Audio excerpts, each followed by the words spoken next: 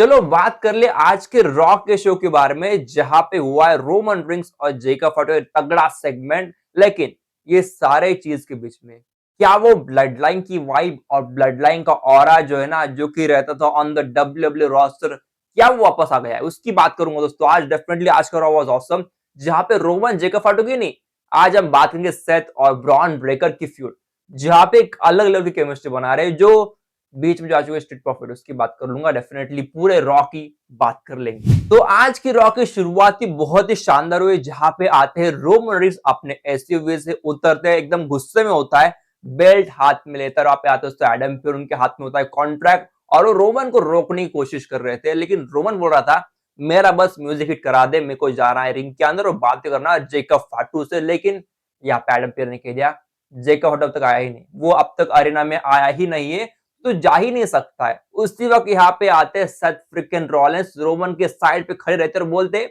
तू मेरे रास्ते में खड़ा है, साइड में हो जा।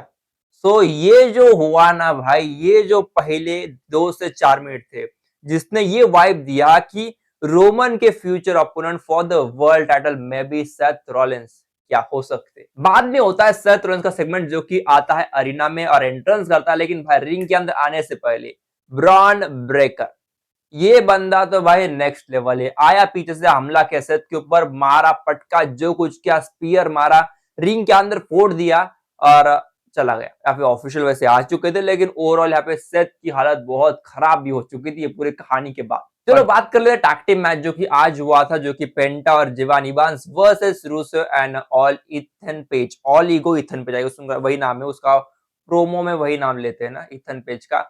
तो उसके बात कर लो इस वाले मैच की। तो इस वाले मैच तो होता क्या है कि obviously match was very large, बड़ा था, क्या ही कर ले बात है, लेकिन सब एंड में आया हुआ कि यहाँ पे इंटरप्शन किया था। ऑब्वियसली यहाँ पे चीटिंग करके जीत चुके यहाँ पे रूसेव और इथन पेज, ठीक है। तो वो कहानी थी, रिंग के बाहर पहला पेंटा को रिंग के अंदर फेंक दिया और उसको खत्म कर दिया और पेंटा को पिन कर लिया था ईगो ईगो इथन पेज ने ऑब्वियसली।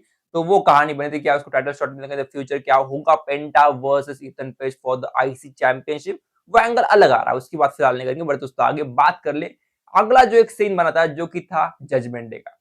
यहाँ पे कहानी क्या थी, जजमेंट डे का जो क्लब हाउस में सेगमेंट हुआ है, जहां पे लिव मॉर्गन ने देख ली वीडियो लास्ट वीक की नेटफ्लिक्स के ऊपर, क्या हुआ था यहाँ पे रॉक्सिन और फिन बैलर के बीच में, उन्होंने देख लिया है। तो उसने पूछ लिया तूने मुझे बताया क्यों नहीं, सारी चीजें क्यों नहीं बताया कि आया था फिन बैलर इस जजमेंट डे क्लब हाउस में, क्यों बताना भूल गई तू? तो यहाँ पे कह दिया रॉक्सिन ने, देख यार मैं बताना नहीं चाहती थी, क्योंकि मुझे पता है कि मैंने उसको भगा दिया और फिर से वो आने वाला है, और मैं जानती हूँ भाई मेरी प्रायोरिटी फिलहाल जजमेंट है, तो मैं जजमेंट को धोखा तो देने वाली हूँ नहीं, तो क्या बता के क्या फायदा यार, ऐसा उसने कह दिया। इसके बाद भाई यहाँ पे लिव ने भी कुछ डायलॉग मारे और उसका साथ दिया और कहा कि तुम्हें फ्यूचर टैग टीम देखना चाहती हो तो तुम जीत जाऊंगी, तो बस जो कुछ हो मुझे बाद में बताते रहना। तो बढ़ता आगे बात कर ले, अगला जो मैच जजमेंट देखा ही था, जहाँ पे फिन बैलर और साथ ही में जेसी मैकडोनाल्ड का मैच था। और फिन बैलर तो यहाँ पे आते एंट्रेंस तो भाई बंदी की बहुत ही नेक्स्ट लेवल रहती है, देखकर ही मजा आता है। और बाद में यहाँ पे वैसे आ गए थे जेसी मैकडोनाल्ड, जेडी मैकडोनाल्ड सॉरी, और साथ ही पूरी जजमेंट डे भी आई थी। और यहाँ पे पूरा केओटिक माहौल बना दिया था। यहाँ पे डोमिनिक मिस्टर को भाई रिंग के बाहर जो कर रहे थे, गड़बड़ कर रहे थे with the Finn Balor, back के ऊपर चल जाना अभी से, ठीक है। तो अभी इस रिंग में इस अरेना के आसपास मत दिखाई देना, तो जल्दी से चल रहा बैक के ऊपर, तो उसको भगा दिया था रेफरी ने। बाद में होना क्या था, हैमर यूज किया, जो कि रॉक्सिन ने मदद की यहाँ पे जेडी की, और बाद में पिन किया यहाँ पे फिन को और जीत लिया वाला मैच। तो ऑब्वियसली वही होने वाला था कि फिन हार चुके वाला मैच, ठीक है। बढ़ते आगे आगे दोस्तों, बढ़ते बात कर ले एक और मैच जो कि सेट हुआ था आज के रात में, जो कि तो ऑस्टिन थ्री और जो हेनरी का। ऑब्वियसली जो कुछ सीन था जो हेनरी का, जो आज कॉन्सर्ट भी हुआ था, जहाँ पे उसने फिर एक बार कहा है कि फायर कर दो यहाँ पे लोगन पॉल को, उसने फिर से वो अपने कॉन्सर्ट में वही चीज कही है। और यहाँ पे लोगन पॉल फिर से आया और फिर से गुस्से में थे, इसका ऑस्टिन थे, इनका मेरा मैच है ना, मैं उसको हरा दूंगा, उसको सबक सिखा दूंगा। लेकिन स्टिल यहाँ पे अपर एंड था मैच में पूरी तरह से। लेकिन ओवरऑल हुआ क्या, बाद में मैच हो गया डिस्कालीफाई, क्योंकि यहाँ पे आ गए थे लोगन पॉल बीच में मैच किया और उनको पेल दिया भाई, गजब का पेला यहाँ पे जो हेनरी को। लेकिन बाद में यहाँ पे आ गए स्ट्रीट प्रॉफिट, जिनको मैच चाहिए for the title shot of the vision, तो उसके लिए आए थे, फिर से झगड़ा किया है, पेला है, जो कुछ किया है। बाद में यहाँ पे आ गए ब्रॉन ब्रेकर, एक दो स्पीयर मारे, लेकिन फिर यहाँ पे आ गए सेथ रॉलिंस। सेथ आए और जो शुरुआत में किया था ब्रॉन ब्रेकर ने, उसका तो वही किया, उसको भी पेल दिया।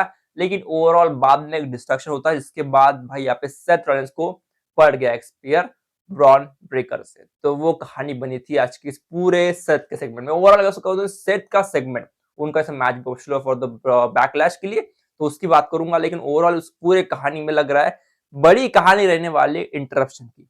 क्या मैं सोच रहा पे आएंगे ब्रॉन्सन फीड, क्या वो हो सकती कहानी, क्या वो सुनामी मारेंगे सेथ को एक बार, वो कहानी अभी फिलहाल बात नहीं करूंगा, उसके अभी थोड़ा टाइम बचा है उसकी हम बात करूंगा। फिलहाल दोस्तों बढ़ते आगे बात कर ले एक और मैच जो आज हुआ था, जहां पे ऑब्वियसली एल अमेरिकानो ग्रांडे का जो ओरिजिनल है और रियल है उनका मैच था आज, और उनका टैग टीम मैच था आज। तो वैसे कुछ खास नहीं दोस्तों, लेकिन यहाँ पे हो चुका क्या, ओरिजिनल एल अमेरिकानो ग्रांडे जीत चुके वाला मैच। यार एक फनी चीज बताना भूल गया हूँ, जो कि थी हमारी ओबा फेमी की, यानी कि ओबा फेमी का ओपन चैलेंज बंदे ने दिया था। ओपन चैलेंज तो आया था रिंग के अंदर, और यहाँ पे चैलेंज एक्सेप्ट किसने किया, तमासो चांपा, सॉरी तमासो चांपा नहीं, अकीरा तोजावा, सॉरी यार तमासो चांपा तो जा चुकी है कंपनी से, अकीरा तोजावा ने चैलेंज एक्सेप्ट कर लिया। और भाई साहब वो बंदा रिंग के अंदर जाके खड़ा हुआ, लेकिन जब उसने उसके आंख में देखा ना ओबा के, तो डर गया और पीछे हट गया और बोला भाई अपनी ओटिस से, क्या मैं लड़ नहीं पाऊंगा भाई, तू लड़ ले। तो ओटिस आ गया, ओटिस से लड़ने लगा, और ओटिस दोस्तों 300 पाउंड से ज्यादा बंदा बड़ा है, बहुत बड़ा उसका शरीर, लेकिन स्टिल उसको उठाया, पावर बॉम्ब हिट किया और जीतने वाला मैच ओबा फेमी ने। जो कुछ कहानी थी भाई यहाँ पे ओटीएस की और आकिरा तोजावा की। बट दोस्तों आगे बात कर ले मेन इवेंट सेगमेंट, जहां पे रोमन रिंग्स और जेकब फाटू की कहानी होती शुरू। भाई क्या बात करूं इसके बारे में, रोमन पहले आते और तो नेक्स्ट लेवल बंदे का रहता है, बाद में जेकब फाटू आते, बैठते अपने अपनी सीट के ऊपर, सेट के ऊपर बैठ गया, और बाद में यहाँ पे पहले बात की रोमन ने एक्नॉलेज करने का, सब लोगों को एक्नॉलेज किया और कहा जेकब फाटू भाई देख ये चीज होती है, ये होती है रिस्पेक्ट जो कि मैंने अर्न किया है, मैं यहाँ पे दिन रात मेहनत किया, उसके बाद मुझे रिस्पेक्ट मिली, ठीक है ना। तो तू कैसे अपने फैमिली मेंबर को, वो जो था ना डेथ थ्रोट को उसने मारा, तो उसने लास्ट वीक के ऊपर उसने बात की और बोला भाई तूने वो कैसे मुझे मारा, वो कभी भी मारते हैं, तू डेस्परेट बन रहा है मुझे पता है, लेकिन फैमिली मेंबर के ऊपर ये मारना बहुत गलत चीज होती है। फैमिली कम फर्स्ट, फैमिली में सब लोग एक तरीके होते हैं, और उसने ये तक कह दिया कि फैमिली में सबका ओहदा सेम है, बस रिंग के अंदर मैं बड़ा हूं, यहाँ पे मेरी चलती है। तो उसने ओवरऑल ये कह दिया जेकब फाटो की भाई तू मेरा फैमिली मेंबर है, तो वो कह दिया। सो दैट फील्स की सेंस की शायद से कुछ तो होने वाला बैकलैश की, उसकी फिलहाल बात नहीं करूंगा, लेकिन ओवरऑल वो एक कहानी बनी थी ना। लेकिन बाद में यहाँ पर जेकब फाटो कह दे भाई देख यार तू क्या चीजें कह रहा है, फैमिली मेंबर है सब कुछ सही है, लेकिन देख यार मैं डेस्परेट हूँ और मुझे बस मेरे फैमिली के लिए जो कुछ करना पड़े ना, वो टाइटल के लिए मैं करूंगा। तो चाहे तू बीच में आए या फिर मेरा खुद का खून बह जाए, लेकिन मुझे वो टाइटल चाहिए ही चाहिए, ताकि मैं फैमिली मेंबर को अच्छे से लाइफ दे पाऊं। तो और इसका तो रोमन ने कहा भाई देख यार तेरा बहुत हो गया, मैं साइन कर रहा। उसने साइन किया और कहा देख यार तू जो कुछ कर रहा है ना बहुत गलत है। बंदा उठ गया और यहाँ पे बोलने लगा, खुद की महानता अपनी पूरी कहानी गिनाने लगा, इस रिंग के बारे में, इस अरीना के बारे में, इस पूरे डब्ल्यूडब्ल्यू के बारे में, कि उसके बिना पत्ता ही नहीं हिलता। और फिर इसके बाद जेकब फट हो गया आउट ऑफ कंट्रोल, और जेकब ने फिर से वही चीज की जो कि लास्ट वीक किया था, फिर से वो जो डेथ थ्रोट था ना, वो फिर से मार लिया रोमन के ऊपर। रोमन ने थोड़ा कम बैक किया, लेकिन स्टिल एट देने पे क्या हुआ, रोमन को बैठ गया एक बढ़िया सा स्लैम ऑन द टेबल, और रोमन की कहानी हुई खत्म।